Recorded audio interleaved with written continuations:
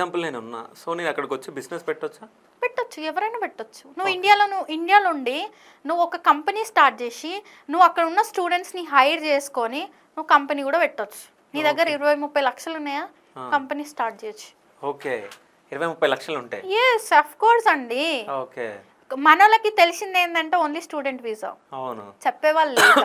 అవును.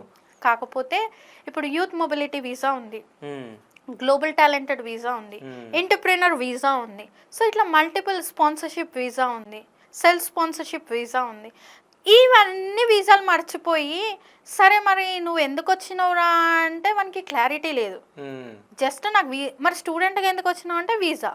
Okay, so వీళ్ళ అపోహ ఏమైపోయిందంటే ఓకే నేను స్టూడెంట్గా పోతేనే నాకు వీసా వస్తుంది, లేకపోతే నాకు వీసా రాదు అనే డైలమాలో ఈ కన్సల్టెన్సీలు అన్నీ వాళ్ళని ప్రిపేర్ చేసేసారు.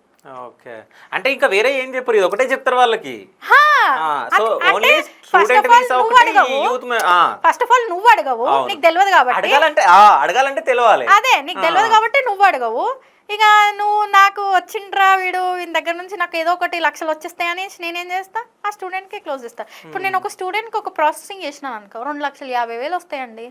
ఎవడెందుకు వదులుకుంటాడు? 10 మందికి చేసినా కూడా 2,50,000 it's not easy. A software company so ఈ కన్సల్టెన్సీలకు వస్తాయి. ఒక 2 లక్షలు ఏంది, 3 లక్షలు కూడా వస్తాయి. గ్రీనిచ్ యూనివర్సిటీ అనే ఒక యూనివర్సిటీ ఉంది.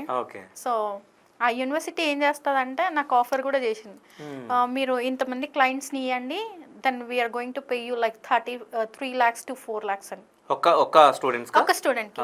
దెన్ నేను అనుకున్నా అరే ఈ యూనివర్సిటీ ఎందుకు ఎక్కువ ఇస్తుంది, 3 to 4 lakhs ఎందుకు ఇస్తుంది అని నేను ఓకే రీసెర్చ్ చేద్దాము.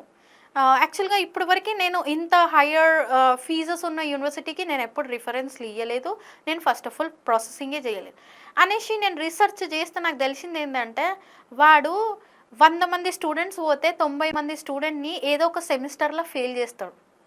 ఫెయిల్ చేసి ఉల్టా మన దగ్గర నుంచి మళ్ళీ సేమ్ 3 నుంచి 4 లక్షలు 5 లక్షలు 6 లక్షలు మళ్ళీ తీసుకుంటాడు. మళ్ళీ ఇంకొక చదవాలి కదా, ఇక వాడు పాస్ కావాలంటే మళ్ళీ దానికి కట్టి మళ్ళీ వాడు చదువుకోవాలి కాబట్టి వాడు కట్టాల్సిందే ఇంకా.